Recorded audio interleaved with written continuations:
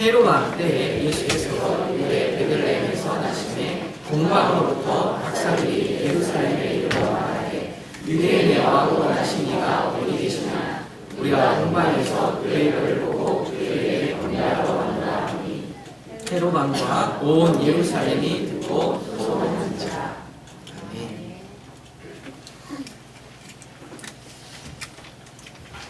성탄 예배를 준비하면서 엘리베이터를 타고 올라오는데 아이들이 참 기쁩니다. 그러니까 선물을 들고 있는 아이들, 어떻게 너 선물을 받았냐 하니까 산타 할아버지가 주고 가셨습니다. 왜 목사님은 안 주고 갔을까? 너희들만 주고 왜 목사님은 산타 할아버지가 그냥 갔을까? 산타 할아버지 국적이 어딘지 아시나요?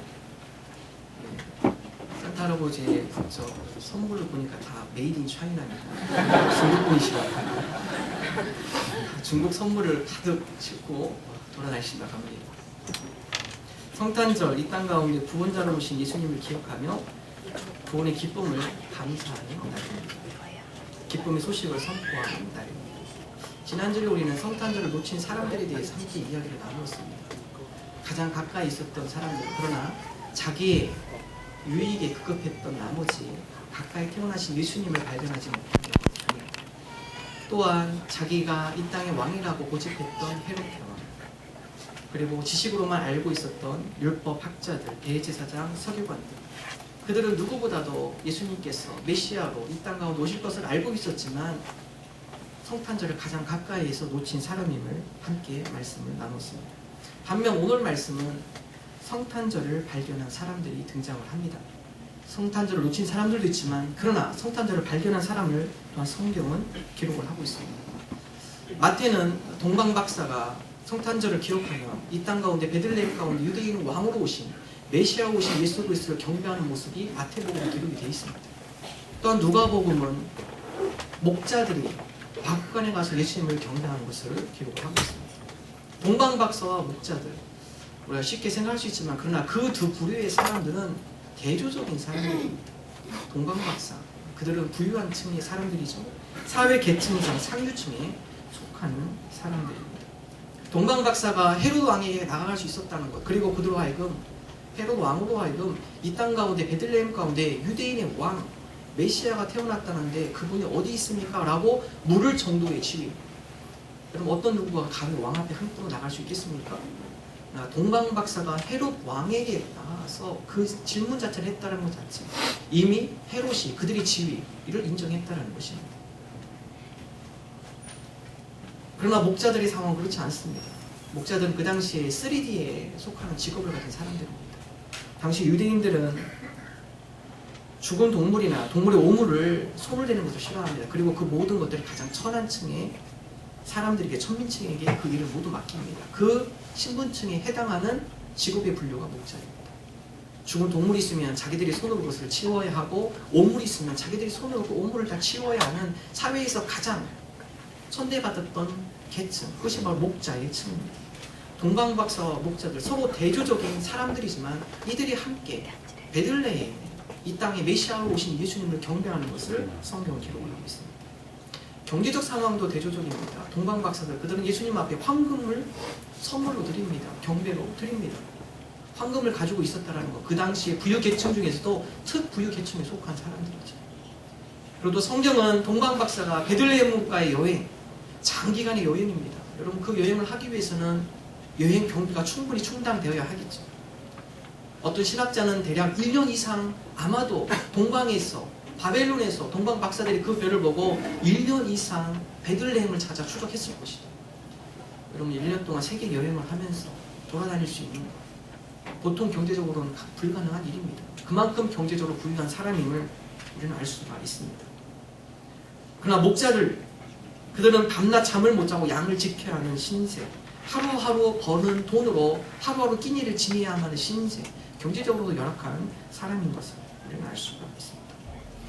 또한 이들은 대조적으로 교육 수준도 대조적으로 표현이 됩니다. 동방박사들, 천문학을 공부하고 별을 보고 이 땅 가운데 그리스도가 탄생한 것을 알 정도의 지식, 일반 생활에 필요한 지식을 뛰어넘어서 다른 사람들이 접하기 힘든 학문에까지 도달한 지식적인 사람들. 그러나 목자들은 그렇지 않습니다.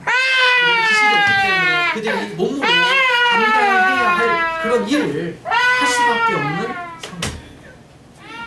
여러 모습을 보면 동방박사와 목사들이 상당히 대조적입니다. 그러나 그들 가운데 공통점이 있습니다. 그것은 바로 그들 모두가 예수님을 경배하러 나왔다는 사실입니다. 이 땅 가운데 구원자로 오신 예수 그리스도, 그분께서 우리에게 주신 선물은 우리의 학력, 경제적 위치, 사회적 지위, 그 어떤 것도 초월하여서 모두가 다 예수님 앞에 나올 수 있는 길을 열어주신 것을 성경은 우리에게 말씀하고 있습니다. 이것이 바로 성탄절에 우리에게 주시는 기쁨의 소식입니다. 마태복음 다음과 같이 표현합니다. 마태복음 2장 10절의 말씀 함께 한 목소리로 읽습니다. 천사가 이르되 무서워하지 말라. 보라, 내가 온 백성에게 미칠 큰 기쁨의 좋은 소식을 너희에게 전하노라. 예수님께서 이 땅에 오신 것, 부유한 사람들, 부유층의 사람들, 교육받은 사람들, 그들만 위해서 오신 것이 아니라 가난하고 힘들고 사회적으로 낮고 교육 수준이 없었던 그들, 즉 온 백성에게 큰 기쁨의 좋은 소식을 전하기 위하여 예수님께서 이 땅에 오셨다는 것입니다. 신분, 고위, 지하를 막론하고 어떤 누구도 온 백성이 주님 앞에 나아갈 길을 열어주신 것을 성경 기록을 하고 있습니다. 과거에는 꿈에 그리던 일들, 그것이 이제는 우리가 현실화 되었습니다. 스마트폰 하나면 전 세계 어디든지 곳곳이 살펴볼 수 있습니다. 컴퓨터 하나면은 구글의 지도 맵을 통하여서 전 세계 지역을 다 살펴볼 수 있습니다. 우리 위에 인터넷 선교팀에서 우리 함께 사역하신 이병로 집사님 얘기를 들어보니까요, 앞으로 2-3년 내에 아마 이것이 실현 가능할 것 같아요. 지금 여러분 노트북, 컴퓨터 들고 다니지만 이제 2-3년 내에 노트북, 컴퓨터가 필요 없는, 그래서 여러분 안경 하나만 갖고 다니시면 어느 곳에서도 작업을 할 수 있다고 합니다. 그 안경을 보고 지금 있는 이 자리에서도 작업을 할 수 있고요. 그 안경 하나를 가지고서도 이제는 컴퓨터가 평면이 아니라 입체적으로 공간적으로 화면을 볼 수 있도록 그런 시대가 곧 2-3년 내에 올 것 같다는 얘기를 합니다. 과거에는 꿈에 그리던 일들, 그것이 현실화되고 있습니다. 그래서 어느 혹자는 다음 같은 얘기를 합니다. 앞으로 종교는 없어질 것입니다. 최첨단의 시대가 오면, 과학의 시대가 열리기 시작하면, 그리고 우리가 상상했던 그 세계가 현실로 나타나기 시작하면 종교는 사라질 것입니다. 아마 그 연도가 2042년 정도가 되지 않을까요? 라고 이야기를 합니다. 옛날에는 여러 가지 인간의 한계 때문에 하나님께 신께 간구하는 사람들이 많아졌지만, 그러나 그 모든 우리의 꿈이 현실화될 때는 더 이상 그러한 간구와 도움을 요청하는 그런 일들은 점점 사라질 것입니다. 정말 그럴까요? 프랑스 자크 엘웰 교수가 기계의 문명 비판에서 그 다음 같은 기계의 문명의 한계를 이야기를 하고 있습니다. 기계 문명, 그것이 아무리 발달한다 할지라도 넘지 못하는 갭이 있습니다. 기계의 문명의 한계가 있습니다.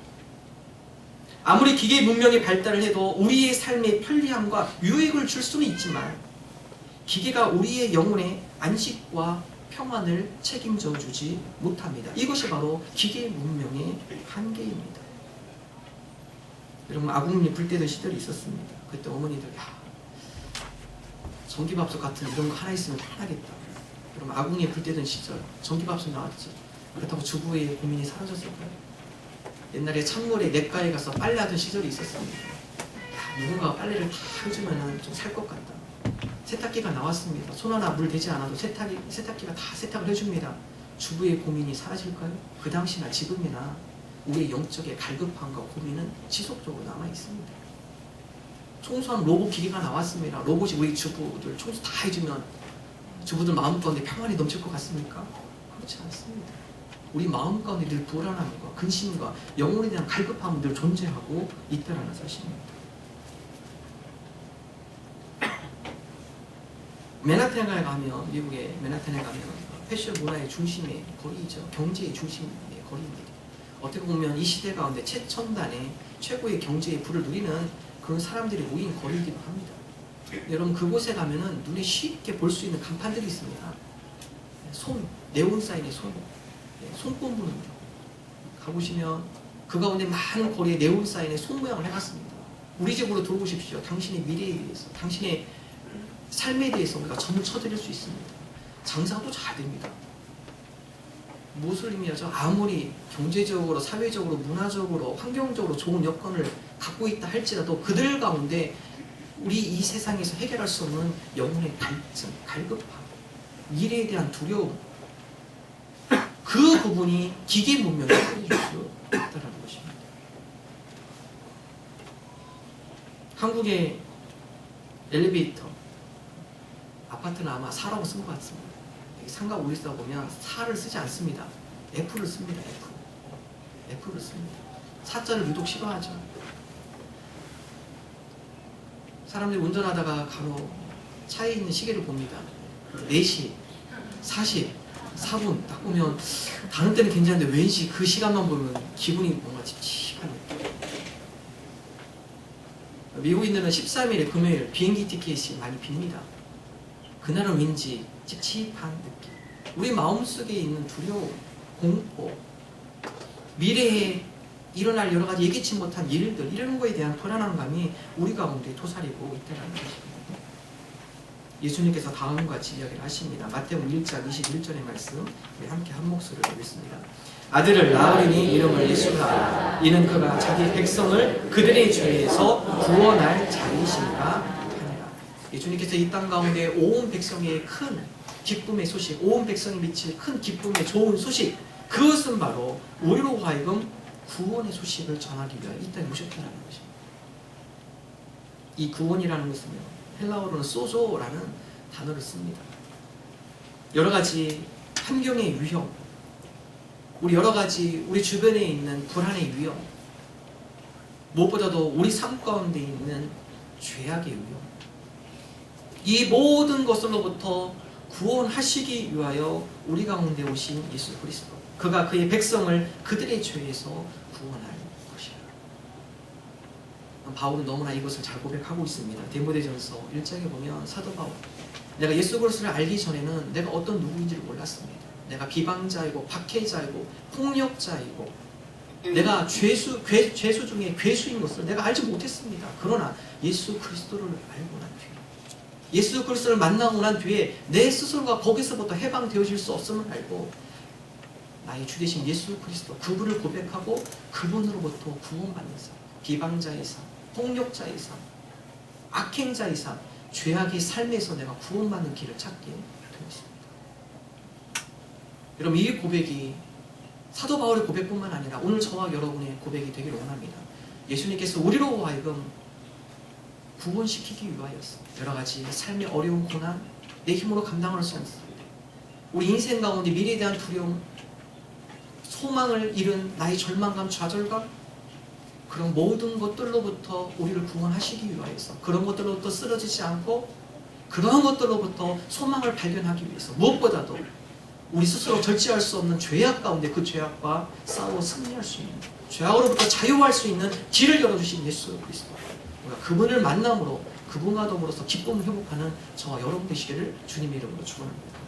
마태복음 11장 28절 함께 한 목소리 읽습니다. 수고하고 무거운 짐진 자들아 다 내게로 오라. 내가 너희를 쉬게 하리라. 성탄의 기쁨, 세상적 신분, 지위, 인종, 경제적 상황을 따라서 그 모든 것들을 초월하여 주님께서 모든 일이 주셔서 외롭다고 생각하시는 분이 계시나요?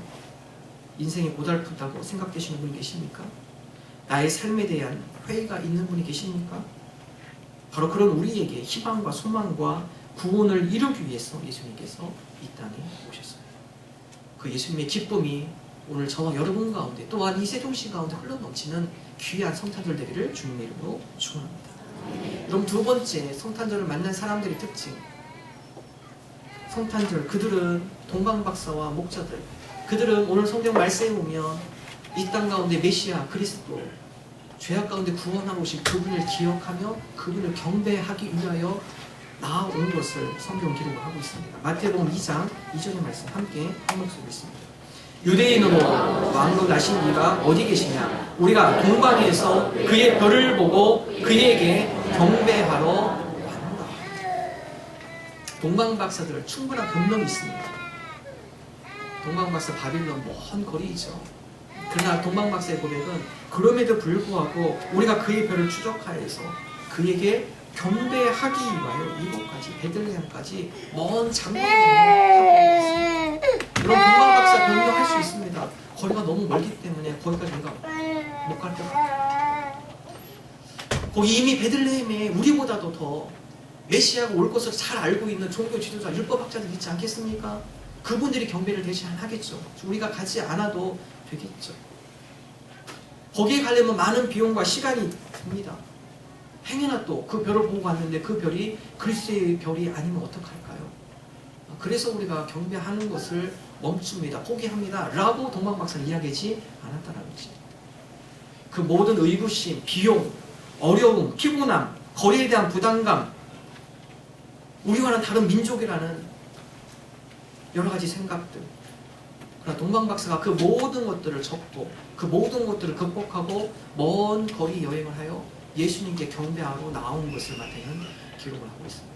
바로 그러한 자세로 경배하는 자, 그들이 바로 이 땅 가운데 구원자로 오신 예수 그리스도를 만날 수 있다는 것입니다. 우리가 하나님 앞에 경배하는 데 있어서 방해요소가 많아요. 하나님 앞에 경배하는 예배하는 삶을 되기 위해서, 우리 하나님 앞에 나아가는 삶이 되기 위해서는 우리에게 여러 장애물들이 있습니다. 우리로 하여금 그 예배하는 자리에 나가기를 방해하는 여러 상황들, 우리의 연약한 마음, 때로는 우리가 시간을 들이고 우리의 에너지를 들임에 있어서 내 마음속에 불편한 감정, 하나님의 경배함에 있어서 우리 가운데 마음이 불편한 것들이 있을 수 있다는 사실입니다. 분명한 것은 바로 그러한 장애물과 그러한 불편함과 그러한 피곤함을 극복하고 하나님 앞에 나아가는 자, 주님 앞에 나아가는 자, 그들이 바로 예수님을 만날 수 있다는 사실입니다. 목자들은 어떨까요?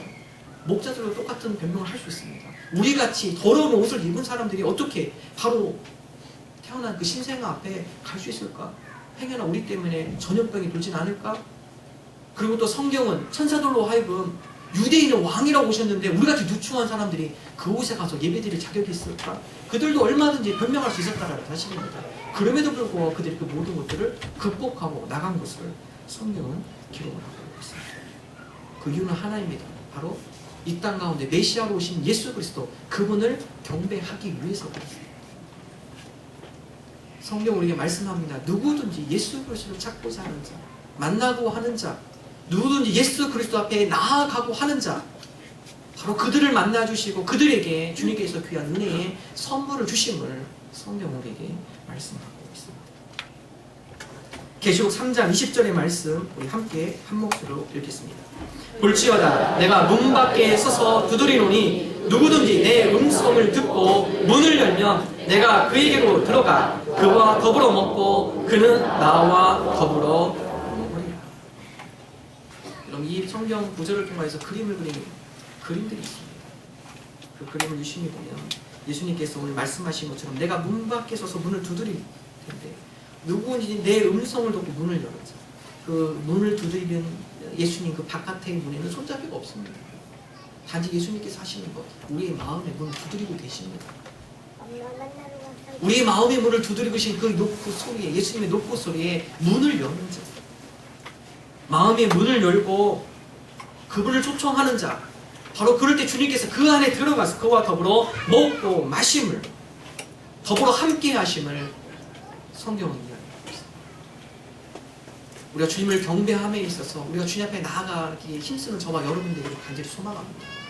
때로는 주님을 예배하는 삶, 주님에 대해서 합당하는 삶, 경배의 삶 살아감에 있어서 우리의 마음을 연약하게 하고 우리의 마음을 피곤하게 하고 또 우리로 하여금 여러 장애물과 여러 가지 우리를 괴롭게 하는 요소들이 있을 수 있습니다. 그것을 극복할 때 동방박사와 목자들이 그것을 극복하고 주님 앞에 경배하며 나갔을 때 그 가운데 더 큰 은혜와 기쁨을 맛보았던 것처럼 우리 삶 가운데 예배하는 삶, 경배하는 삶을 통해서 주님께서 주시는 은혜를 맛보는 저와 여러분들에게 주님의 이름으로 축원합니다. 아브라함 링컨은 다음과 같은 이야기를 합니다. 하나님 임재에 대한 굶주림, 지금 이 시대 많은 사람들이 하나님 임재에 대해서 굶주려하고 있습니다. 하나님의 임재 없이 평안을 찾으려 하고 있고 하나님의 임재 없이 기쁨과 은혜를 맛보려 하고 있습니다. 그것은 불가능한 일이죠. 그래서 아브라함 링컨은 다음 같은 기도문을 드린다 합니다. 주님 없이는 제가 반드시 실패합니다. 주님이 없으면, 주님의 도우심이 없으면, 주님이 나와 함께하지 않으면 나의 인생이 실패한 인생이 되는 거예요. 우리가 보통 이런 기도하죠. 주님의 도움이 없으면 우리가 실패할 수도 있습니다. 그러나 그렇게 표현하지 않습니다. 주님이 없이는 반드시 실패합니다. 아브라함 링컨의 믿음의 고백입니다.